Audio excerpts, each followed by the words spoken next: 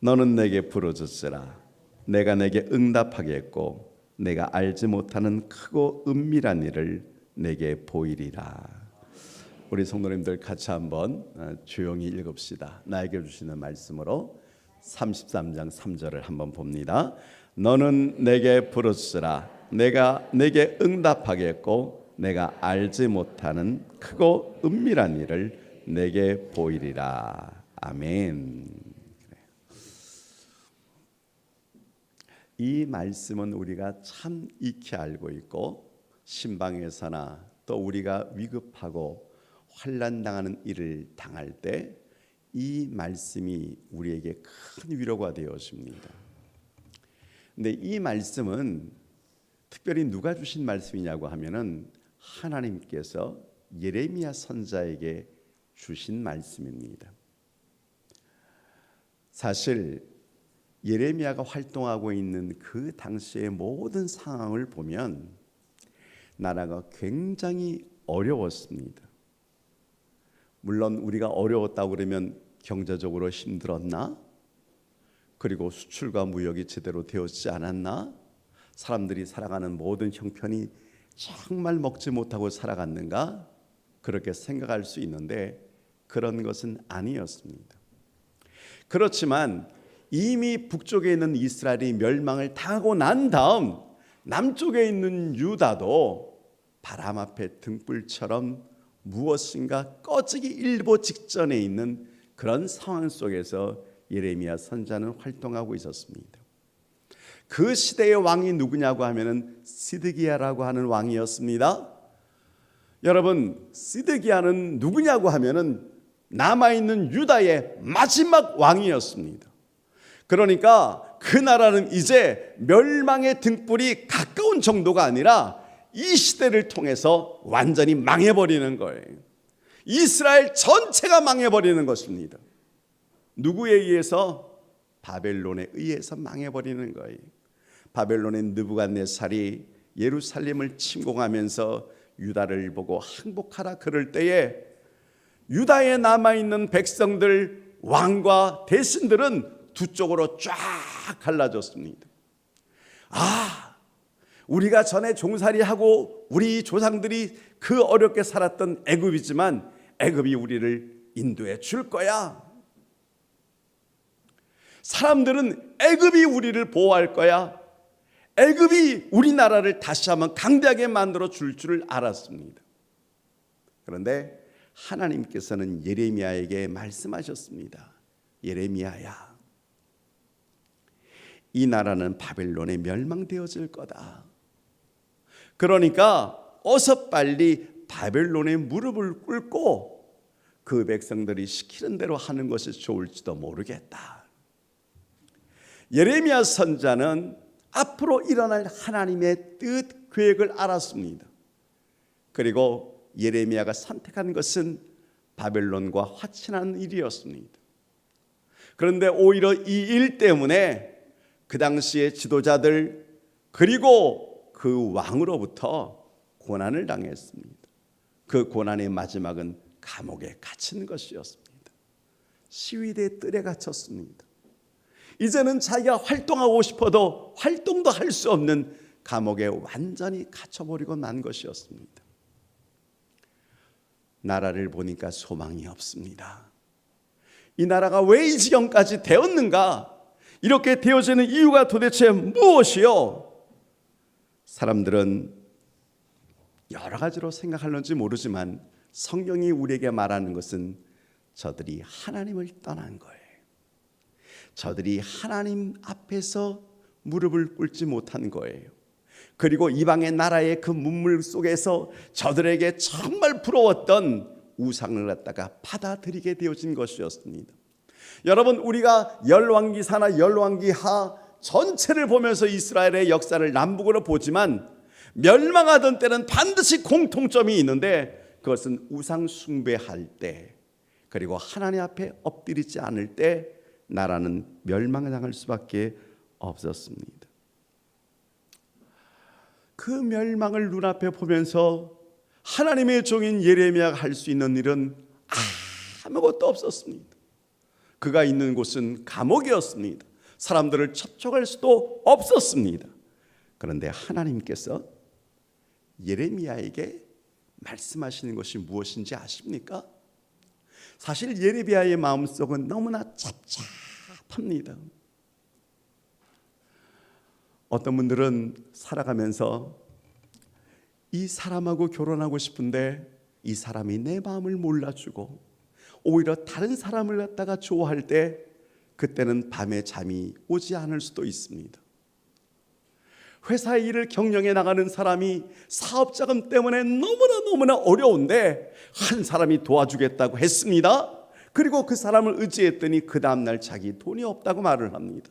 그래서 이제는 정말 파산할 수밖에 없는데 한 사람이 또 나타나서 자기가 그 돈을 대신 도와주겠다고 말을 합니다. 내일 그 돈을 주겠소. 그럴 때 정말 이 일이 이루어질까? 이루어지지 않으면 어떡할까? 그 사람의 마음은 온 밤을 샐 수밖에 없습니다. 그런 사람만 있는 것 아니죠. 병실에서 의사가 중환자실에 있는 그 가족을 보면서 오늘 밤 생명을 제대로 넘길 수만 있다면 확률이 있는데요. 그러나 오늘 밤 시간을 넘기지 못하면 마음 준비를 해 주십시오. 그렇게 말을 할 때 여러분 어떤 생각을 가지게 되어집니까? 바로 그 시간이 고통의 시간이고 고통의 몸부림이 아니겠습니까? 예레미야가 시위대의 뜰에 갇혀서 할 수 있는 것은 아무것도 없었습니다. 고통의 시간의 연속이었습니다. 그런데 하나님께서 예레미야에게 말씀하십니다. 하나님의 음성이 예레미야에게 들립니다. 하나님께서 오히려 더 다급하셔서 예레미야에게 하시는 말씀이 무엇인 줄 아세요? 그 말씀이 오늘 우리가 읽은 말씀입니다. 너는 내게 부르짖으라. 이게 하나님의 계획이었고 하나님의 뜻이었습니다. 여러분, 지금 한 나라가 왜 멸망의 그 절벽 아래에 서 있습니까? 왜 한 나라가 망하고 있습니까? 기도하는 사람이 없는 거예요. 하나님이 보실 때 백성들이 기도하지 않는 거예요. 왕이 기도하지 않는 거예요. 국가의 중요한 정책을 담당하는 사람들이 기도를 하지 않는 거예요. 당시의 종교 지도자들이 전혀 기도하지 않는 거예요. 그때 하나님께서 예레미야를 통해서 장래의 일을 설명해 주려고 할 때 제일 먼저 하시는 말씀이 너는 내게 부르짖으라. 그렇게 말씀하시는 것이었습니다. 여러분, 하나님은 유다를 알고 있었습니다. 조금 후에는 유다의 왕이 두 눈이 뽑혀지면서 포로로 끌려갈 것을 알고 있었습니다. 그러나 왕의 마음이 강박해지는 거예요. 왕이 두 눈깔이 뽑혀지면서 포로로 질질 끌려가고 있을 때 왕비는요, 왕후는요, 대신들은요 어떤 모습으로 저들이 바벨론의 포로로 잡혀갔겠습니까? 하나님께서 다급해서 예레미야에게 말씀하십니다. 예레미야, 너는 내게 부르짖으라. 그렇게 말씀하고 계신 것이었습니다. 부르짖는다는 것이 무엇입니까? 기도하라는 것입니다.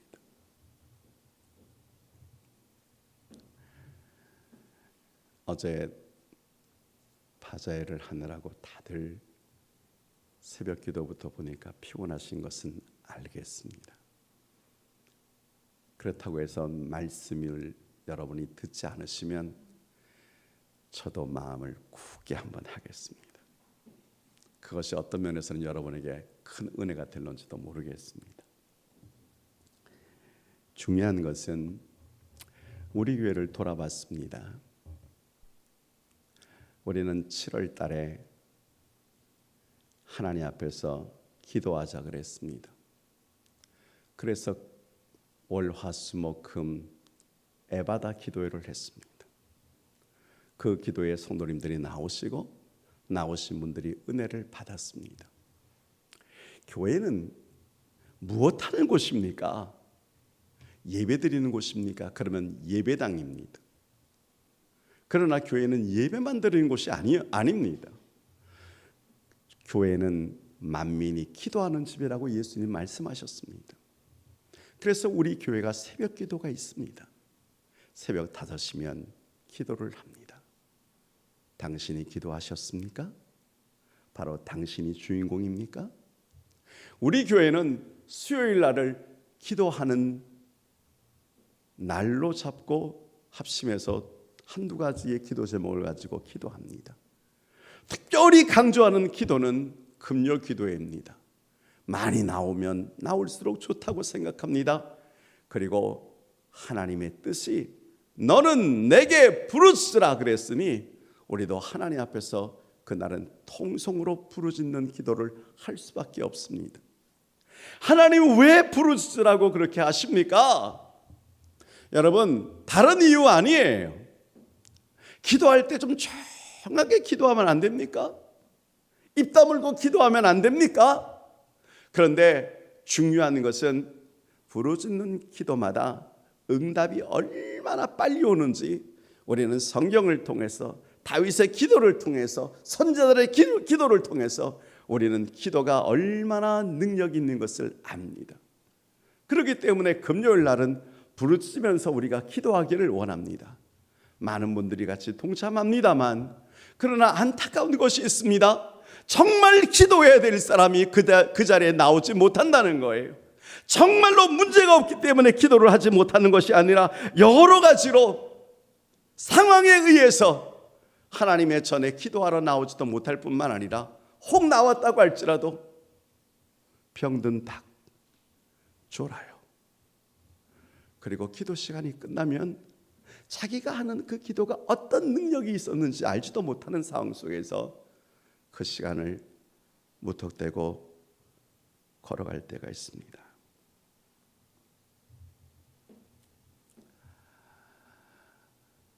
오늘 이 시대에 제일 필요한 것이 무엇일까요?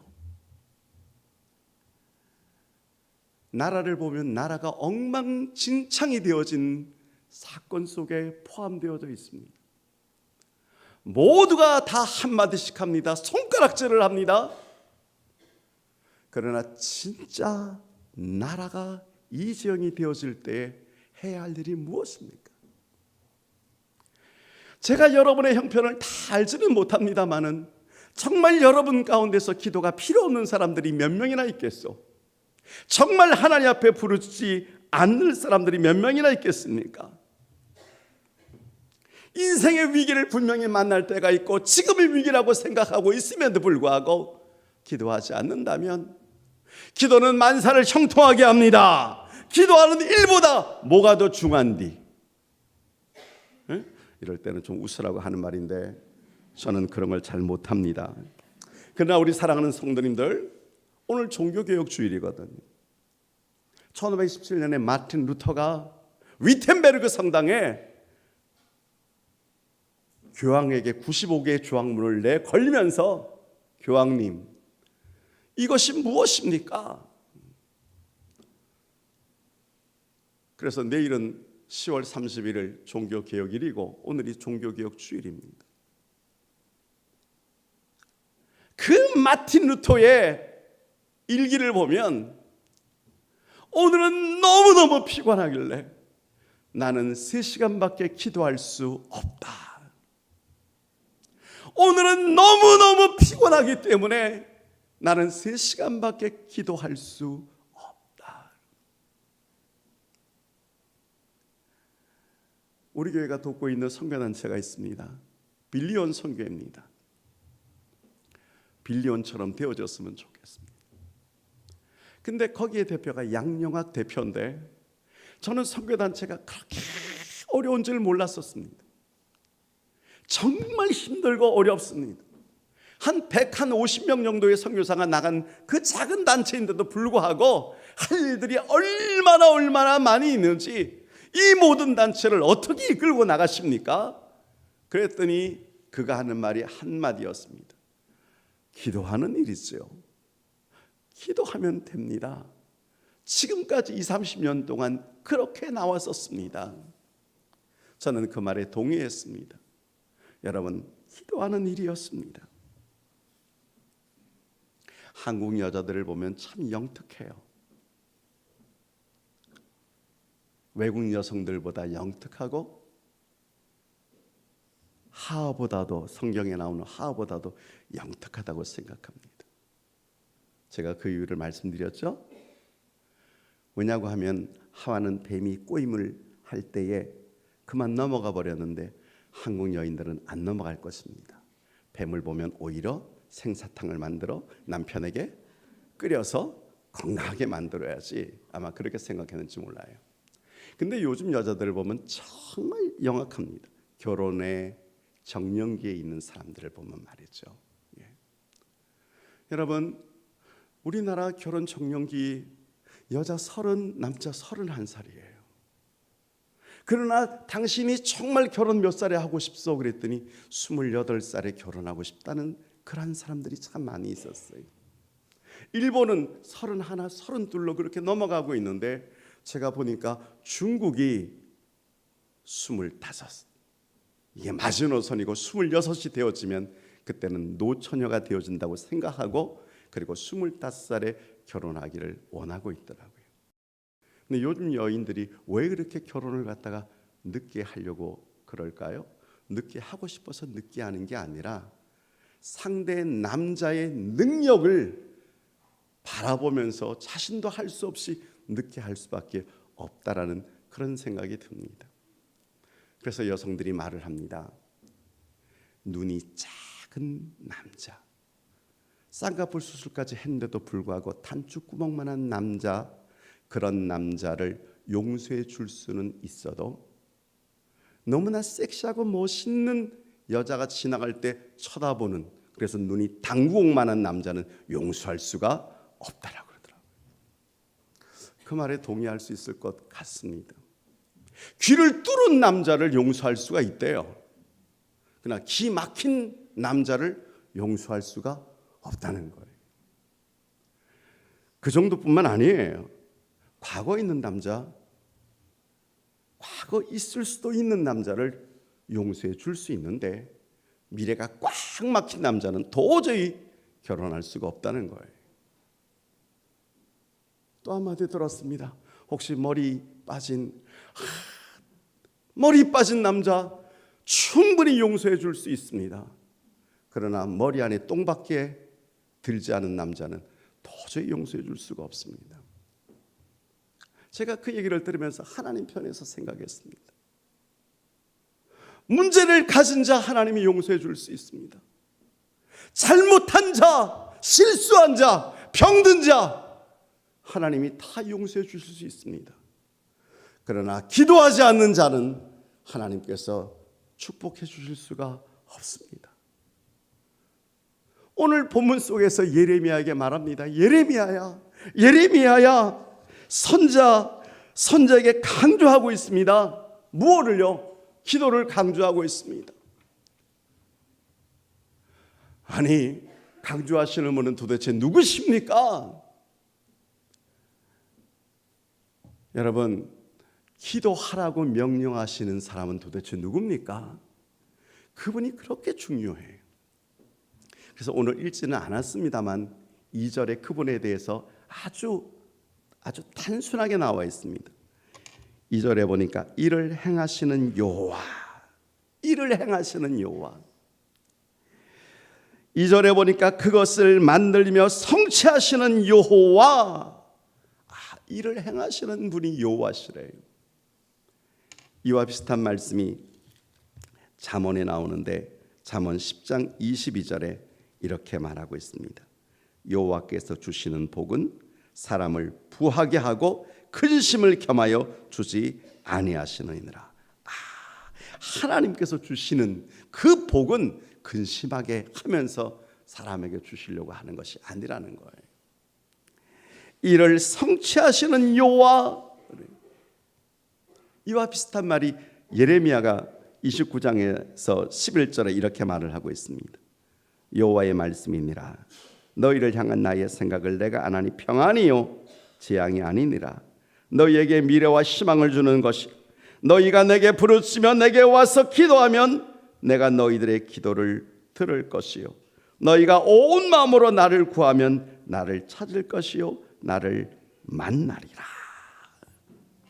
그러니까 이를 행하시는 분이 여호와, 이를 성취하시는 분도 여호와. 하나님께서는 알파가 되십니다. 아멘. 동시에 하나님께서는 마지막 오메가가 되시는 거예요. 여러분, 드라마를 보면서 드라마에서 제일 중요한 분이 누군 줄 아세요? 우리는 연기자가 참 중요하다고 생각합니다. 그래서 그 연기자를 보면 그 연기자 다리 몸은 모르겠습니다. 진짜로 모르겠는데 태양의 후예 송중기 송예랑이 왜 갑자기 생각나는지 모르겠어요. 예. 여러분, 연기자가 얼마나 멋있습니까? 그러나 연기자가 있기 전에 연출자가 필요하지 않습니까? 그것을 대본을 쓰는 사람이 필요하지 않습니까? 극작가가 있고 그리고 연출가가 있는데 연기자가 연기를 잘못하면 망치죠. 그러나 그보다 더 중요한 것은 시나리오를 쓰는 사람입니다. 그 시나리오가 어떻게 되어지냐에 따라서 전체가 완전히 달라질 수 있는 거예요. 그런데 하나님께서 시나리오를 쓰시기를 원하십니다. 왜? 하나님께서는 나를 창조하시고 나를 섭리하시고 나를 주장하시기를 원하시는 분이십니다. 나는 하나님이 쓰신 시나리오를 그대로 따라 그대로 해나가면 괜찮은데 자기가 인생의 주인이 돼서 자기가 인생의 시나리오를 쓰는 거예요. 내 인생의 시나리오는 여기까지. 왜 이렇게 되어졌는가? 왜 이 모양 요 꼴이 되어졌는가? 나는 배우지를 못했기 때문에, 나는 금수저인 부모를 만나지 못했기 때문에 내가 오늘날 요 모양 요 꼴이지. 그렇게 생각하시는 분들이 얼마나 많이 있는지 몰라요. 여러분, 좋은 연기자는 어떤 사람입니까? 연출자의 의도대로 움직이는 자가 아닙니까? 하나님께서 당신의 주인이심을 고백하십니까? 우리의 시나리오를 쓰시는 분이심을 고백하십니까? 그런데 왜 당신이 시나리오를 쓰면서 그것도 제대로 행하지를 못하고 나중에 엉망진창을 만들어 놓고 오히려 하나님을 갖다가 원망을 하십니까?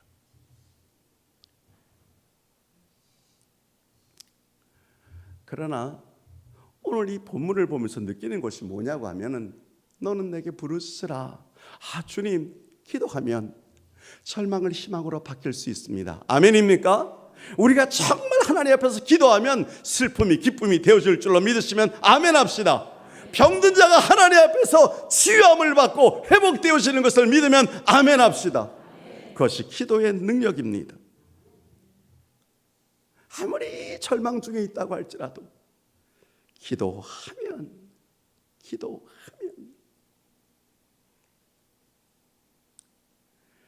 어거스틴이 이런 말을 했습니다. 인간이 당하는 고통은 다 동일하다. 그러나 그것을 대처하는 사람들은 여러 가지로 다르다는 것입니다. 다시 말하면 사람들은 똑같은 고통을 당하면서 하나님을 원망합니다. 하나님 왜 이렇게 하셨습니까? 왜 병들게 하셨습니까? 왜 가난하게 하셨습니까? 사람들이 똑같은 고난을 당하면서 그래요. 그런데 어떤 사람들은 그 고통 중에서 하나님을 찾으며 하나님께 더 가까이 나가는 사람이 있다라고 하는 사실입니다. 하나님께서 그런 사람을 보시기를 원하십니다. 중요한 것은 왜 그런 고통을 당했느냐가 중요한 것이 아니고 우리가 당할 때 그 고통을 나 자신이 어떻게 대하는가, 그거예요. 여러분, 교회 다니는 사람들은 고통을 하나도 안 나갑니까? 교회 다니는 사람은 첫 번째부터 잘 돼가지고 100번째까지 다 잘 됩니까? 고통과 고난은 우리에게서 싹 물러갑니까? 아니요. 신앙이 있는 사람들은 고통의 파도가 밀려오지만 그것을 보는 눈이 다른 거예요. 대처하는 방법이 다른 거예요.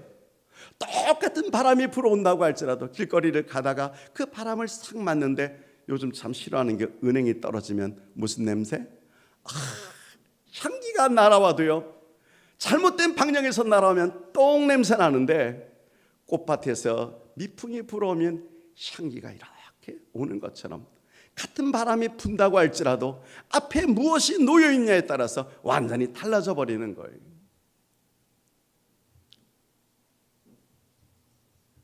저는 오늘 고통이 온다고 할지라도 그 고통 뒤에서 역사하시는 시나리오를 쓰시는 하나님을 여러분들이 만나기를 주의 이름으로 축원합니다. 여러분이 지금까지 여러분의 주인이 돼서 지금까지 살아왔더니 지금 여러분의 남아있는 손끝에 있는 것이 여러분이 두 주먹 불끈 쥐고 잡은 것이 도대체 무엇입니까? 그렇다면 하나님의 시나리오대로 한번 해봅시다. 그분의 말씀대로 한번 순종해 봅시다. 그분이 쓰시면 그분이 역사하실 것입니다.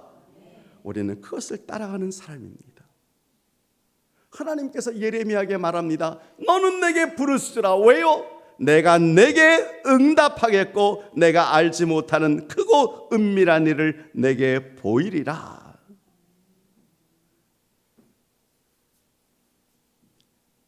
예레미야는 감옥에 갇혀 있습니다. 할 수 있는 것이 아무것도 없습니다. 그에게 예레미야에게 하나님께서 말합니다. 예레미야야, 무릎을 꿇어라. 예레미야야, 기도해라. 예레미야야, 너는 내게 부르시라. 그러면 내가 알지 못하는 크고 은밀한 일을 내게 보여줄 거야. 인간의 눈으로는 갇혀 있는 것 아무것도 할 수 없습니다. 불행의 순간입니다. 내 인생 살다 보니 이제는 절망이구나. 사람 만나는 것도 싫어. 누군가 나를 손가락질할 거야. 그리고 어떤 사람은 완전히 자기 집안에 자기 방에 갇혀서 창문도 다 커튼을 치고 햇빛 오는 것도 싫고 벨소리 들리는 것도 싫고 누가 와서 두들기는 것도 싫고, 그래서 텔레비전 바라보고 종일 있고 술 마시고 또 마시고 또 마시고 엉망진창이 되어지고. 근데 여러분, 성경에 보니까 요셉이라는 자는 감옥에 갇혔어요. 할 것이 아무것도 없어요. 하나님, 나는 꿈의 사람이죠. 하나님이 나에게 그 비전을 보여주시지 않으셨습니까? 해달별이, 하나님 아버지, 볏집단들이 나에게 무릎 꿇는 이 비전을 보여주셨는데, 그래, 나에게 남은 것이 이제 감옥입니까? 아니요. 그는 그 감옥에서 아무것도 할 수 없는 바로 그 시간, 그 골방에서 그는 무릎을 꿇고 기도한 사람이었습니다. 기도하면 응답받습니다. 아멘. 나중에 그의 형제들이 왔습니다. 그는 애굽의 총리가 되어져 있었습니다. 그때 놀란 그 형제들의 입에서 여러 가지 말이 나왔는데 요셉이 말합니다. 나를 이곳에 형님들보다 먼저 보내신 이는 형님들이 아니요, 형님들에 의해서 팔려온 내가 아니요, 하나님이 나를 먼저 보내셔서 나로 하여금 이렇게 만드시고 우리의 가족을 구원하기 위함이었습니다. 가장 힘들 때 할 수 있는 일이 뭐예요? 사방이 다 벽으로 막혔을 때 할 수 있는 일이 뭐예요? 그래서 인간을 갖다가 안드로포스라고 말을 합니다. 무슨 뜻이요? 위를 바라볼 수 있는 자. 위를 바라보시기를 축원합니다. 하나님 앞에 부르짖기를 축원합니다.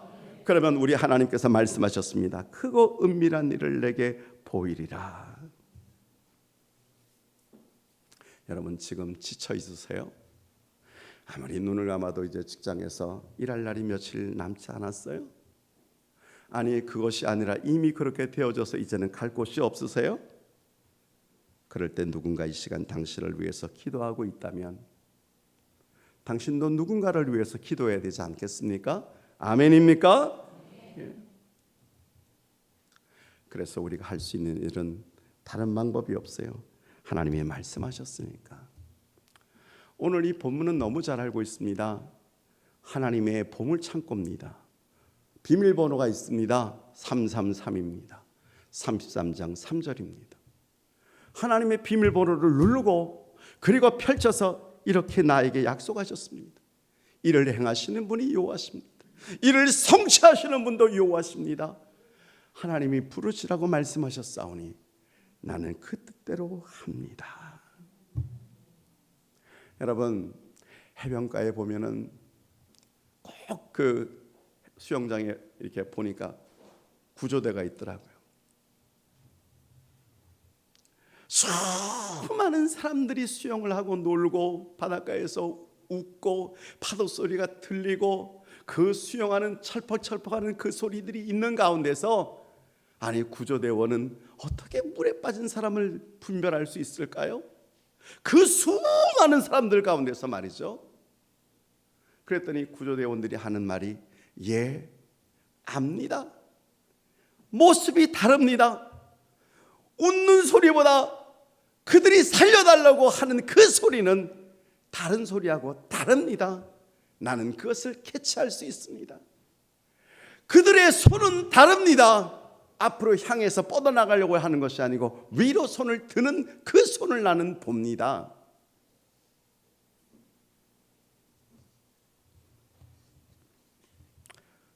하나님 앞에서 살려달라고 얼마나 소리쳐 보셨어요. 하나님, 내 형편이 여기까지입니다. 사람들은 끝났다고 생각합니다. 환경을 보니까 그렇습니다. 남아있는 인생도 아무것도 없습니다. 이제는 길이 다 막혔습니다. 이제 여기가 나의 종착역입니까? 여러분, 그것을 하나님께 얼마나 아뢰보셨습니까? 주님이 우리에게 말씀하셨습니다.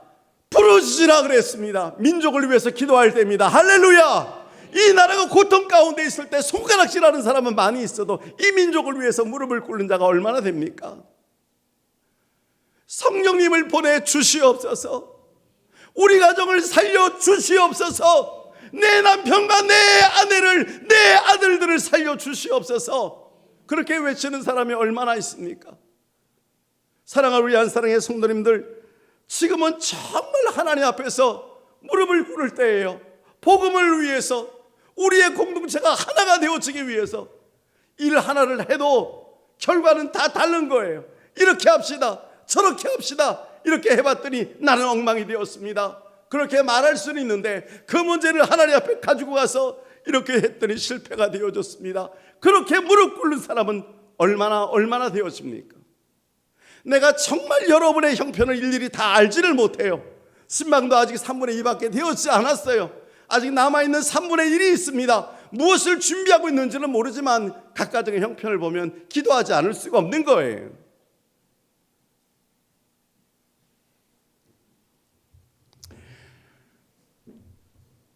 그래서 대안이 기도하기를 원했던 것입니다. 11월 1일부터 새벽에 일어나는 게 얼마나 어려운 줄을 알아서 밤에 기도하기를 원합니다. 한국교회 3,000여 교회와 함께 기도하기를 원합니다. 나는 우리 교회에서 하는 찬양이 다른 교회에서도 불려지는지 모르겠어요. 그러나 이번 찬양을 들으면서 우리가 찬양을 잘 부르고 있구나, 아니면 우리가 너무나 모르는 게 많구나, 그 메시지를 들으면서 한국교회의 방향도 알 것 같아요. 그러나 위해서 기도하기를 원합니다. 여러분의 형편, 여러분의 환경, 힘들고 지치고 피곤한 건 알지만 그럴 때 기도의 골방으로 오십시오. 하나님 앞에 부르짖으시고 그분이 역사하실 것입니다. 그분이 일하실 것입니다. 그분이 여러분을 살려주실 것입니다. 그 은혜를 믿기를 주의 이름으로 축원합니다.